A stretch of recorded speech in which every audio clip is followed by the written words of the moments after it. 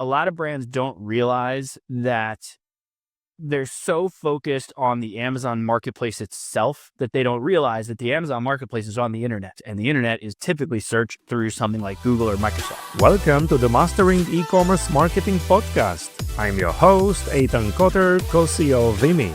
In an era of rising acquisition costs and increased competition, this podcast is dedicated to helping you drive sales, engage customers, and build meaningful communities so you can turn passive visitors into active buyers.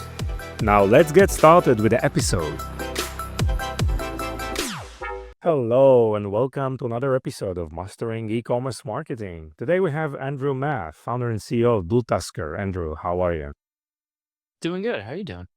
Great, Andrew. I know we're going to talk about Omnichannel and diversifying out of Amazon and plenty of things around advertising and D2C. But before we get started, for our audience to get to know you better, if you can choose like 3 words that are most important to you, and please share it with us and why.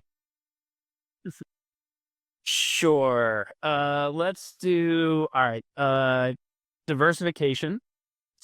Let's do persistent. And I'm going to say sarcastic. Nice. That's great combination. So I love your thoughts. Always interesting, right? Yeah, I mean, I'm a big fan of brands diversifying. I've myself have been in multiple brands in-house and had major issues where if they hadn't diversified, it was a whole problem. So I'm sure we'll talk more about that. Persistent because I am always talking about this stuff. Like I'm always like, you got to do it, and it's basically all we ever focus on, all we ever talk about. So that's pretty much where the persistence comes. But I also understand the reality of life, and it's not always easy said than done. And I end up being pretty sarcastic about it a lot. So I think that's why I'm going with those 3. Nice. Like diversification is like counterintuitive sometimes in business because business is all about focus, right? One product line, one customer profile, just focus and grow. How do you balance these two? What are your thoughts on this? Well, you definitely don't want to do it all at once. Like it's not a, hey, overnight, let's now sell 5,000 products and sell in different channels. Like that is definitely not the case. It's just the path that I believe, really any business should be taking. Specific e-commerce, to your point, if you're starting off, you got one product, you really should probably be on one channel, and then it's dependent on the product, right? Like is your thought, I'm going to expand the product line, and then you probably should stay on the one channel, really start to grow it, and then start diversify. Or, hey, this is my one bread and butter product, and I've owned this channel, I've gotten it as far as I can, and now we're just going to slowly grow it. Now let's go to another channel. So every business is obviously very different.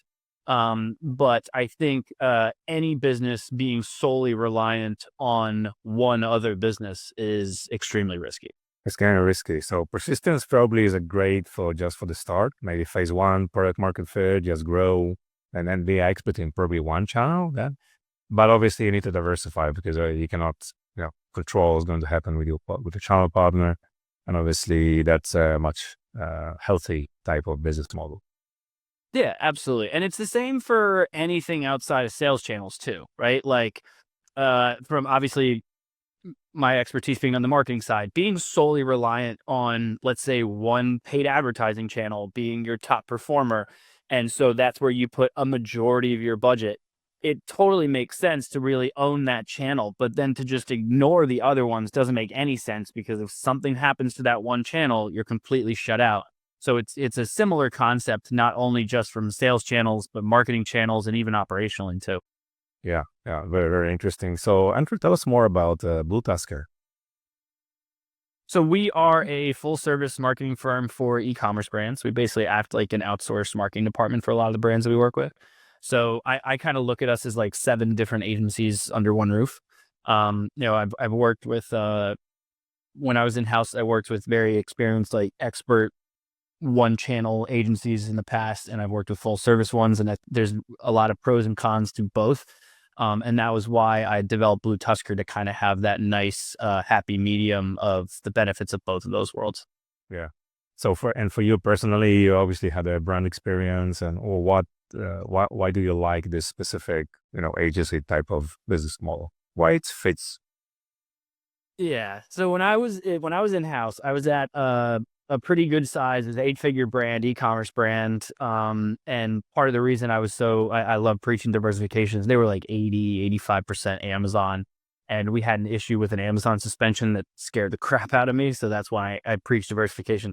But even at that time, so I was the only marketer in house, and I was also managing marketing for several of this guy's other companies. And so I had multiple agencies that were experts in one thing, right? So I had an agency for Google Ads, I had an agency for SEO, I had an agency for website UX UI, I had a contractor for social, I had a contractor for email. So like they were all over the place.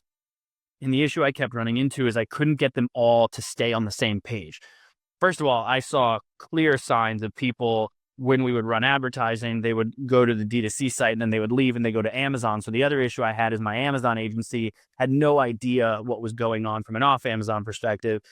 And so even when you tried to get them to work together, whether they were competitive or whether they weren't, they always had different processes. They always had different timelines. There was issues just organizationally. So if I wanted to do a big sale, or I wanted to kind of do like, hey, we've got to sell through this product, let's do something like right now, getting them all on the same page was an utter nightmare. I spent more time account managing my own account than I actually did doing my job.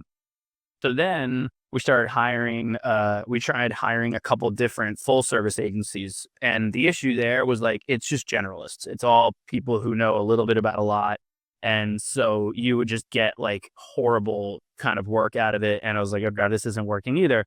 And so my thought process was and similar to the diversification thing, because we didn't start this way, but we're basically 7 different agencies under one roof. So like we have our SEO team just does SEO work. Our SEM team just does Google and Microsoft, or Meta Ads team, or an Amazon Ads team, or retention or social. Like they're all experts in their space. And when we're working with brands, if we are doing kind of the full suite of things, it's like you're getting the fractional time from these experts in the space.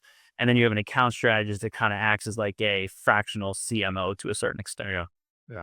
That's obviously uses huge amount of overhead working with these individual experts, right? And so that's your best, I think, recommendation even for today's leaders, founders on the brand side, to find one good agency that with all those expertise. So, and it's obviously giving us guidance towards your ideal customer profile, right? Those brands that are operating on multiple channels and probably looking for one-stop shop to someone to have an overview, like a bird's eye overview of everything, and come up with the right strategy to just focus on all these on all these various channels, right? Yeah. I mean, I look, obviously I'm biased, like, but some bit. But my thought is, the way that I see it, there's absolutely a point where it doesn't make sense anymore. Like at a certain point, you are always going to have better margins and perform better if you can bring it in house. So there's a lot of the bigger brands that we work with. We don't run all of their marketing. We're more of a puzzle piece of like, hey, you are a very social media heavy brand. It makes sense for you to hire someone internally for social media. We're going to handle everything else and work like connected to your social team.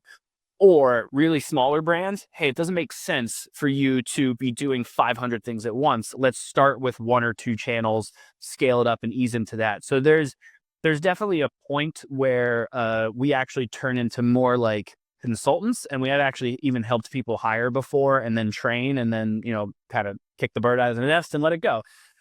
So that's kind of more of that approach. But at a certain point, it is justifiable to bring them in house. But you've got to build out processes. You've got to, and having someone full time doing some of this stuff doesn't make any sense. Yes, and because some of those brands, they have like pockets of internal expertise, right? That probably you can respect, and they need to continue doing whatever they do. But obviously, there are like a lot of other areas that's to complement their work and just to be an extension of their internal team. Yeah. Exactly. Yeah. So how brands today connect Amazon, their D2C, maybe other channels into a unified strategy that drives consistent, scalable revenues and results? Every brand and every brand owner and every product are all very different. So it really kind of depends on their preference. What we've seen works really well with the brands that want to kind of lean in on the diversification side. Amazon has so many different tools now that allow you to focus on building your brand off Amazon because, in my opinion, they're leaning super heavy into fulfillment now. So you have things like Buy with Prime, where you can put a button on your website, someone checks out, they get it in 2 days because FBA takes care of it. Or you could do MCF, where you don't have any of that stuff, but Amazon is still the one fulfilling it. So you have all those benefits from an operational perspective. But now that they've opened that up, they now are allowing you to use Amazon DSP to drive traffic from Amazon back to your website. So there's these options to kind of develop this more like flywheel approach where you can drive traffic to Amazon, you can drive it from Amazon. I like to look at Amazon as an amazing customer acquisition channel, but not really somewhere that I personally would want to be so reliant on something like that because, people get suspended and stuff like that all the time. Some brands get really into it. We've got several brands that have different functionalities where not only can you purchase directly on the website, but they will link you directly to the listing on not just Amazon, but like Walmart or eBay or Wayfair or Chewy, depending on where they're at. So they use their website more like a showcase, so kind of like a catalog, and they're just letting the user shop wherever they want. And then it comes down to using certain like Google tags and things like that to track the buttons and kind of get an idea of like how much traffic you're sending to one place versus another and how it's benefiting you and things like that. But that's really how we see brands that really start to lean into it, how they're setting that up. Yes. Obviously, a very smart idea to bring traffic to Amazon, right? I think it helps a lot on your ads, obviously spend and ROAS and performance, but it's becoming very competitive and very expensive, right? Within Amazon itself. Oh yeah, like Amazon? There's what is it? FBA fees over the past 5 years have increased 10% year over year. CPCs have increased an average of 8% year over year, and competition is up an average of 6% year over year. So as competition goes up and as more and more people spend more and more money, CPCs are going to keep going. Eventually it's going to be near impossible to really be successful on the platform because it's just, eventually you're going to get too big, and that is the case. So finding ways to drive traffic from an off Amazon perspective are fantastic. There's theories around how Buy with Prime can actually help your listing, even though you're not driving traffic to Amazon. There are ways that you could actually just set up custom buttons and drive traffic directly to the listings. There's several SEO strategies that I love that can not only improve your D2C business, but actually improve your Amazon listings from a Google perspective. So you can actually get more traffic that way. So I love finding ways to not be so reliant on advertising because it's just getting so much more and more expensive to the point where products, you can't really get them to be so much more expensive than consumers just won't buy. Yeah, and it just removes a lot of non-profitable products out of the game, right? It's you don't have enough margin to justify that. What are some of the activities that you find successful generating traffic outside of Amazon these days? Generating traffic outside of Amazon to get that traffic to Amazon. My favorite right now is from an SEO perspective. So a lot of brands, especially now, you're getting AI and all that fun stuff is getting more and more involved. A lot of brands don't realize that they're so focused on the Amazon marketplace itself that they don't realize that the Amazon marketplace is on the internet, and the internet is typically searched through something like Google or Microsoft. So just like your own website, every website has a domain authority, and then every page has its own page authority. So that means that your Amazon listing has a page authority. So if I can build content, or if I can get more and more backlinks to a specific Amazon listing, it will start to rank better and better on Google, which is going to bring in more off Amazon traffic, which Amazon loves. So a lot of, we get this question all the time, brands, they'll look at, hey, I don't understand. My product has, X amount of reviews more than my competitor. And it's, couple dollars less expensive than my competitor. How are they outranking me from a VSR perspective? How are these reports showing that they're getting more sell through, blah, blah. And most of the time, what we end up finding is that they're taking a backdoor approach and they're getting more PR. They're getting listed on listicles. and they're doing a ton of content on their own to just get off Amazon traffic, even just from an organic SEO perspective, to really start to grow that. And that's where I see the biggest benefit, because it's asset building. You could still do, social ads and TikTok, et cetera, driving traffic straight to Amazon. But the issue with it is it's so difficult to track. So that's where a lot of brands, while they do it, because that data doesn't speak back to those platforms, it's difficult to track, and it's difficult to actually optimize them as well as you need to. So it's like hit or miss with the advertising sometimes. Yeah. I really loved your latest PDF about escaping Amazon, right? So for founders out there, understanding everything we just spoke, right? And they want to start diversifying and start to bring some traffic to their own D2C. What's the process? What's the thought process around that? So what are the main steps, or what are the strategies they usually recommend? Yeah, so that was originally I was like, I'm gonna do a book. Like, I'm gonna write a book, and we're gonna do this whole thing on just, and then I started doing it, and I honestly, like, I just hate writing. So all right, we're gonna shorten this a little bit. We're gonna turn it into like kind of an ebook sort of thing, and put it out. Great response, hilarious response, because even Amazon like reached out to me about a couple things about it. Basically it's like, I think it's about 30 pages or something, and it's the entire process of like what we suggest from a diversification standpoint, the tools you can use, the code you should set up, like to track stuff and blah, blah. Basically, the one that always gets people kind of interested is the ones where if you're solely selling on Amazon, like how do I start, right? Like, where do I get started? And a lot of times it's like, oh, I don't want to spend tens of thousands of dollars on a website. And so they make the mistake of still creating a website, but really just half-assing it. And so then they get this horrible website, and then they're like, oh, the UC doesn't work for me. And then they give up on it. Like, no, you did this wrong. So what we've found is a way to kind of bootstrap it, which is basically the first and most obvious is you're going to take your sponsored brand ads on Amazon, and you're going to drive traffic to your storefront, and you're going to set up the different modules on your storefront. And the goal is to just see, can you get your storefront to convert? That's all you want to know first. Once you've proven that out, then what you want to do is you want to start doing some off Amazon advertising. That could be Google, it could be Meta, it depends on the product, it could be TikTok. Like, you really got to figure out where your audience is and what type of product it is. You're going to drive that traffic directly to your storefront. You've already proven that the storefront can convert. So now what you want to see is, can I get off Amazon traffic to convert? So you don't need to build any assets, you're just driving the traffic. It almost is never going to be profitable. It should be about a break even. If it's a little bit profitable, fantastic. But the problem is that Amazon doesn't speak back to Google or Meta or TikTok or whatever. So you can't optimize those. So you're really just driving a ton of clicks and hoping they convert. So you just want to see if it's possible. Then what you want to do is probably just create like a regular landing page, right? So you're going to create a landing page either with a single product or maybe your top performers, really basic landing page. Have an add to cart button on there. So give them the ability to convert, but then also give them the ability to go straight to Amazon. Like, still use a buy with Prime button, or use an available on Amazon button, and just link it to the listing, whichever you want to do.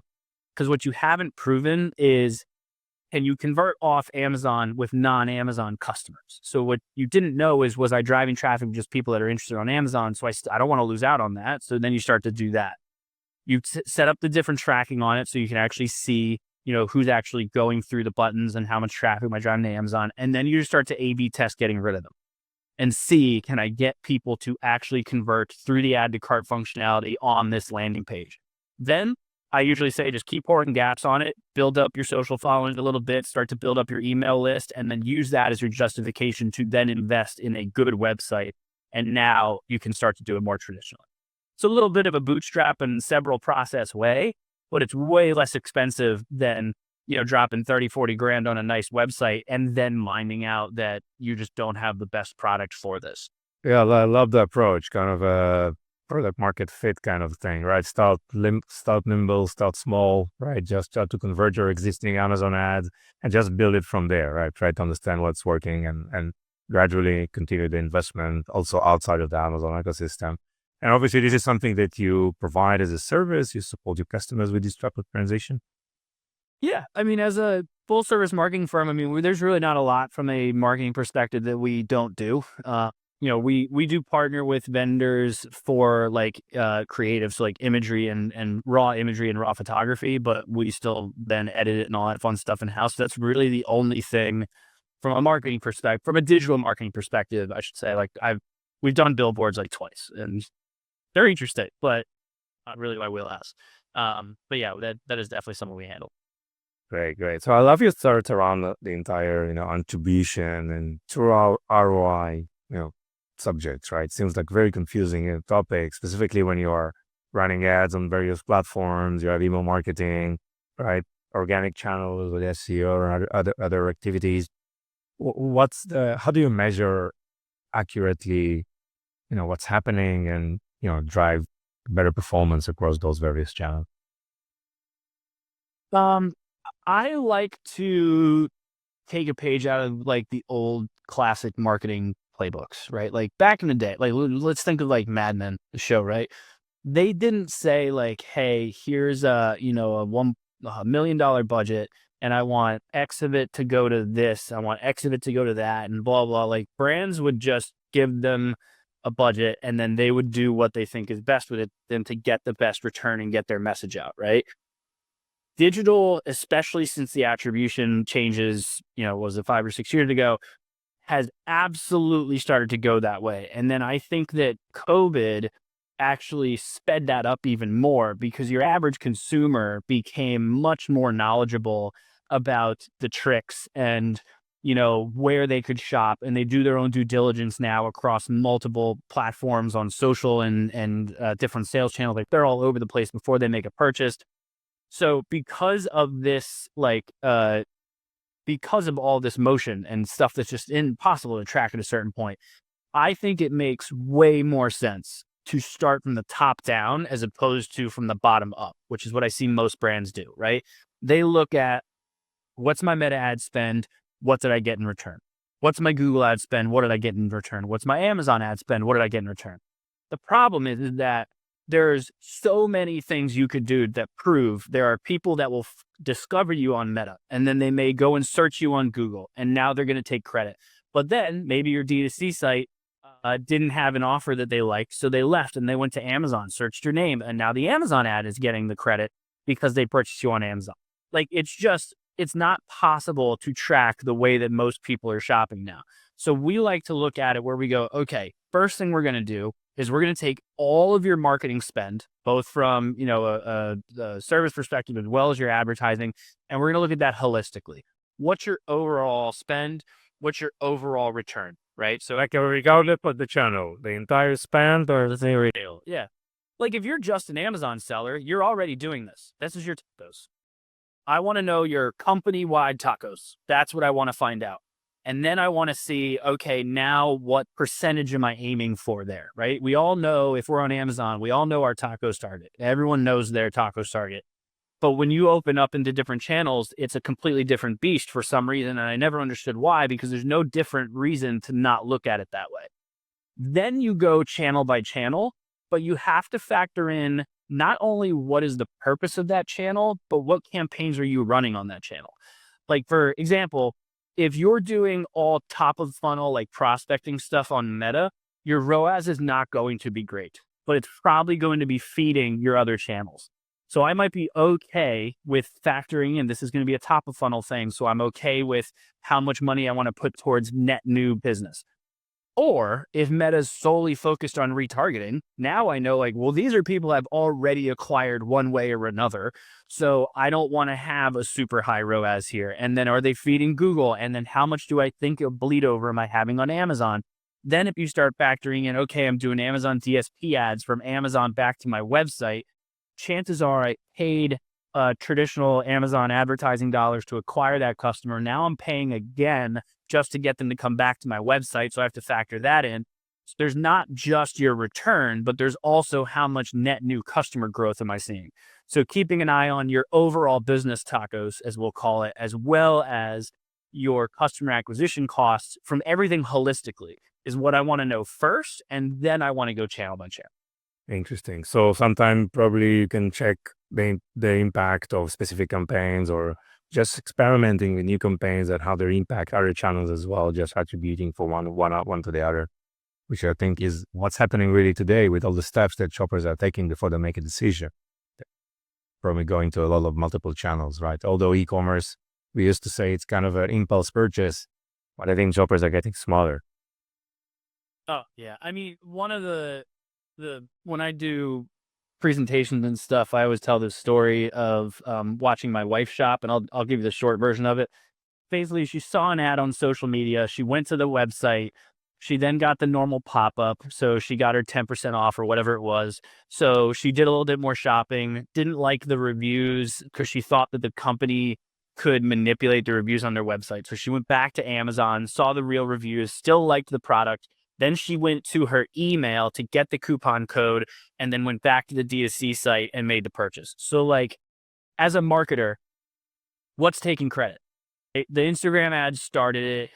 Amazon kind of solidified it, but the pop-up was the thing that actually got her to convert. So it's like, the email is technically the last source. So like that's where the average user, that's what they're doing. And it's impossible to track all of that stuff without looking at it from more of a holistic approach. It also shows the power of omnichannel, right? Because that type of journey, build confidence. It's why it's so difficult for newcomers right into the business to break through, right? Like it used to be. But it's a rising tide lift all boats. As soon as you start performing really well on one channel, like we did a bunch of tests a few years ago of increasing meta ad spend and trying to evaluate how much bleed over brands have from their D2C site over to Amazon. And it's ridiculous. There's countless situations where you would cut your ad spend on, a educational platform like Meta or TikTok or something, and then all of a sudden you see your Amazon starts to come down, and now it's like, wait, why is that happening? Like, well, because you just cut off all of these people that had just learned about your product. So, Yes. So, Enter, we are recording this in November, obviously holiday season, going to be, a lot of fun for a lot of brands, right? But a lot of, let's say, one-time buyers. And I want to talk to you about, beyond Q4, right? How do you retain customers? How do you make them loyal? What are some of the smaller marketing tactics that you can recommend brands, beyond Q? Q4 I see is like well, I know a lot of brands make a lot of their money during Q4. I also see it as an amazing time to collect data and collect new customers. But to your point, right, like some of them are just one-time purchases or gifts, so they are what they are, and you have to kind of weed through those. I really like to talk to our brands about like, and this doesn't always go over well, but like, don't be so greedy. Don't try to immediately, not everything has to be a sale. Sometimes it's just about providing value, right? So like if you're doing, you got a Black Friday, Cyber Monday sale, you got a holiday sale, then you probably got like an end of year sale. Like you're doing all of these things to try to get their money at the end of Q4. As you get into Q1, I always say now is the time to pivot your thinking into more what additional value can I provide them, right? So emails, obviously, one of your biggest KPIs that's not financial. And what can I do from an email perspective that's going to keep them subscribed, but keeps them entertained or keeps them educated or keeps them wanting to open my email so that when I do have another sale, they know about it. So implementing, different things around like, just stuff that's going on in that industry or, cool new ways to use product that maybe you already bought or, cool like influencer highlights and just fun stuff that might be interesting for them to look at. Like it doesn't always have to be buy this. And that's where you start to see you get a ton of new customers coming in Q4 and then you try to sell them stuff in Q1 and then your subscribers just drop because they're unsubscribing because they're like, I already gave you so much money 2 months ago. But that's where I'm a big focus of like, hey, let's ease up and just try to provide some value in Q1. Yeah, like value-based content, right? Educational content, just behind the scenes or what's happening in the industry, like key trend. This is just to keep these type of, let's say, buyers more engaged and more interested in what we do, right? Yeah, give them a reason to stick around. Otherwise, they're going to leave. Yes. What are your thoughts on the video side of marketing, right? With TikTok Shop and these type of channels, do you see this as an important channel these days? Oh yeah, I mean, look, I love TikTok for certain brands. I think that The issue is, and it's a problem with marketers, right? Like we always find something cool and then we ruin it and then it's not as fun anymore. That's basically what's happened with all the other channels.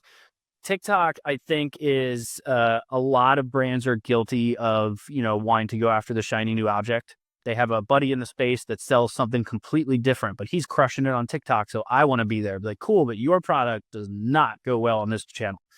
TikTok does really well for stuff that can cater to a younger audience. They do have an older audience, but it's obviously mostly a younger audience. And I've typically found anything under like $35 does really well on there. You start getting into higher average order values, it's really difficult to get someone to kind of make that purchase on TikTok. Like if your average order value is like $100, the chances of you going viral and getting a big push through TikTok are very slim. But there's also the first mover concept, right? Like there's a ton of brands out there that I'm sure wish that they had started Instagram when Instagram first started to take off. So sometimes you have to invest now into something that may not do really well for you for several years, but the people that are using TikTok now will get older and they're going to still be on TikTok. So getting in front of them now makes a lot of sense. It's just, how do you evaluate that return? Yes. I mean, this just price range below $35. I mean, you buy and you don't care if you're going to fail with the purchase, right? But beyond that, it's just, hey, I need to think about it. And it's difficult to do in a 30-second slot, right? It's sure. Great piece there. Andrew, how people can find you? Wherever you want. So I'm on LinkedIn. I'm on Instagram. You shoot me an email. All my social media is Andrew Maff, AndrewMaff, or you can shoot me an email. It's just Andrew at BlueTuskr. I don't really hide it. So come find her. Perfect. Anything else you want to add? Depending on when this comes out, I would say good luck closing out Q4, or I hope Q4 went well for you. Good luck in the new year. Yeah. Amazing, Andrew. It was a pleasure. Thank you so much. Thank you. Appreciate it. Thank you for listening to the end of this episode. If you found this episode valuable, please subscribe so you won't miss any of our future content. Explore Vimy, the video commerce platform that includes live shopping, shoppable video, and social commerce capabilities. Visit Vimy at www.vimy.net. We appreciate your support and look forward for bringing you more valuable insights in our next episode.